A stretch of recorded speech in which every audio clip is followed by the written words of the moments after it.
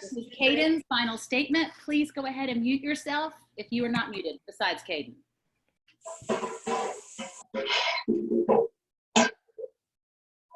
Do I start now? Someone is not muted. I think that's Miss Steele. Oh, Miss Steele, can you mute yourself? I'm here. Can you mute yourself? I just muted her. Perfect. Okay, ready? Ready, set, it's all yours. Okay. I'd like to start off my speech by showing you a picture of a person. Some of y'all may call this person a genius. Hopefully a majority would call him a friend. I'm sure there's a handful that would call him the guy that just sat in the back of the class and made witty comments. I'm talking about this character right here. I'm this person right here. That's me when I was 6 years old at the zoo with my family. I'm the same person, but I'm definitely a different character. Though I still may be considered one, I've definitely changed and developed, which is what my entire speech is about, character development. But what makes for good character development? Some would say that's just with time. Personally, I don't think that the number on your birthday card, if it increases, changes how you are as a character. Personally, I think that it's through the trials and victories that you face, and that's how you are developed as a person. Now, I'd like to share an analogy with you. As many of you know, being my classmates, I use analogies for all kinds of projects, just to get my point across or for anything. Even the parents who've been in my past speeches, they know I use an analogy. So for this one, I'd like for you guys to think of Michelangelo's David, okay? So it's an amazing work of art. It's a masterpiece. And I'm not going to show a picture of it because let's just say David's a little too proud of his manhood for it to be shown in class here. But he's really, it's just an amazing piece of work that is done through using a chisel and using a hammer. Now, this started off, for those of you that don't know the story of the David, it started off that it was just a block that nobody wanted. It was just a huge block of marble that Michelangelo decided to take and chisel down into what we now call the David. And you might be thinking, what does this have to do with character development?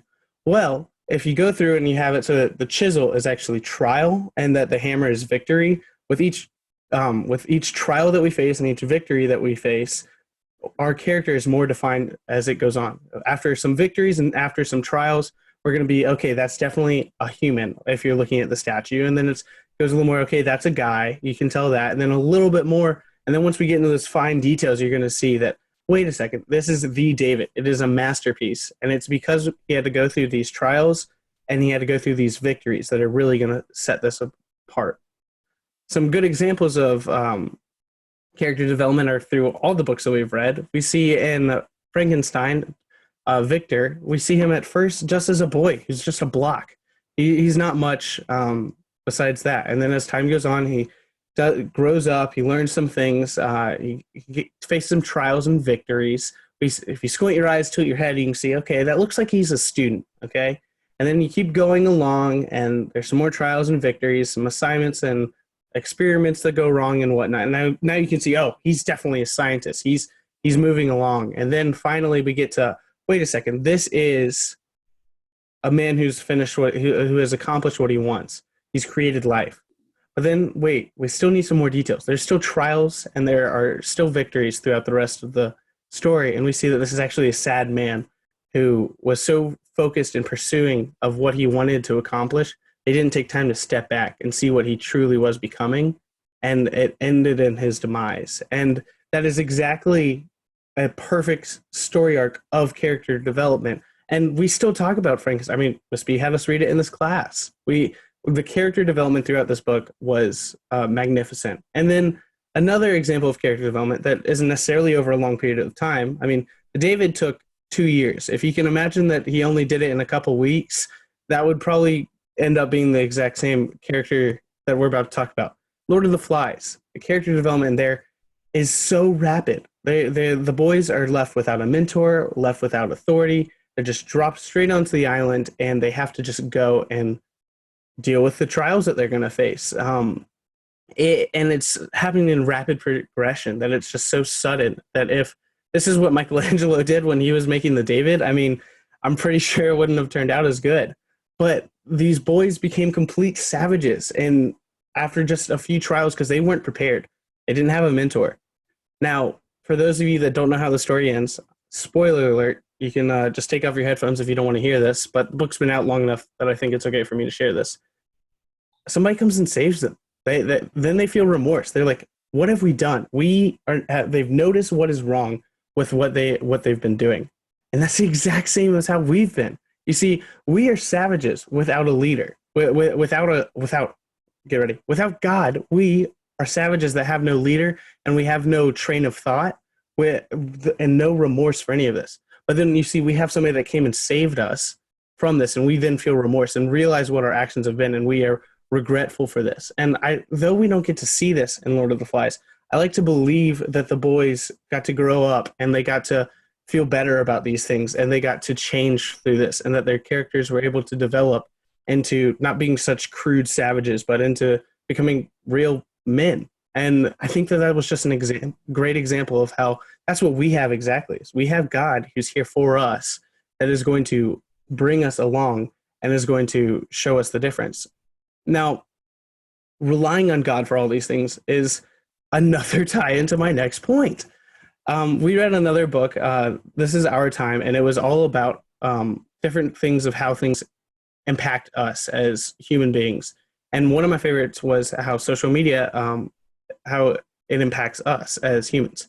With each post that we make and with each comment that we read, I feel as though our character development begins to stunt. If you think about it, Michelangelo, when he revealed the David, people said, wait a second, his hands are freakishly large, because proportionally the hands are like this big when the rest of the body is, well, not that. Like it was weird because it was off. And when we think about it, if that's how we're going to live our lives, hey, we need these certain standards that we have to set to. We're not the masterpiece that is being made.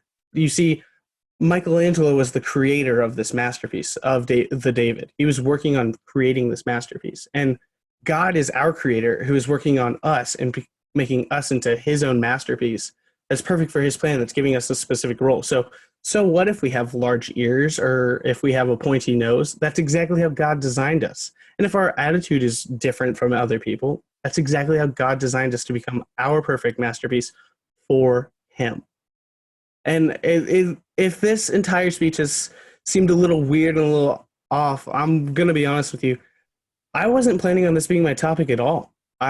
Just last week, I was doing my quiet time, and I had this whole revelation during it that my quiet time was about the trials and how God is going to be with us through these trials, and that we're going to grow closer to him and become better people through it. And then what really just made me know that this is exactly what God wanted me to write about was that just past Sunday, my pastor preached on this exact topic of how we go through trials and God's going to bring us closer to him, and how with God we can make it through it. If we have our mentor, if we have our savior, we are going to be able to become defined and become masterpieces. So like I said, I wasn't planning on it at all for this to be it. I honestly was planning on to be talking about God's plan for us, because we're all in a specific chapter right now that's coming to a close. Or some of us are going to be done with high school this year, and some of us are just going to be done with Miss B's class as well. And it's just a scary thing to think about. So as we're moving on through this, I really would like to point out some of the things I was going to say that I planned. I was going to share my favorite verse ever, Proverbs 16:9. The heart of man plans his way, but God establishes his steps. You see, I had planned this entire year. I had gotten quotes. I had gotten all kinds of things about how our plans can get changed by God until he showed to me. He established that this is exactly what I want it to be. And this is not at all what I planned our final class to be like. I was wanting to be able to have lunch with my friends in Miss B's kitchen. I wanted to be able to share laughs and be able to share my speech in front of all y'all in the classroom, and have your parents there as well. They can just write notes and encourage us as this is our final class together, and that we can all just be together. But that's not the case. I wasn't able to have lunch with my friends before this. I am currently in my office talking to a webcam, sharing a speech that I wrote. And I mean, I'm just wearing a golf shirt. Like, I'm wearing pajama pants under this. This isn't at all normal, but it's a trial that God's having us go through so that we each can become more defined as who we are, as the people that we've become, so we can become those masterpieces that God has been designing us to be. So I know at the end of this, as soon as this trial is over, I know that there's going to be some more detail work going on. But in the end result, I'll be the masterpiece that God has designed me to be. Thank you. Woohoo! Snap him out, Caden. Let me stop recording. That was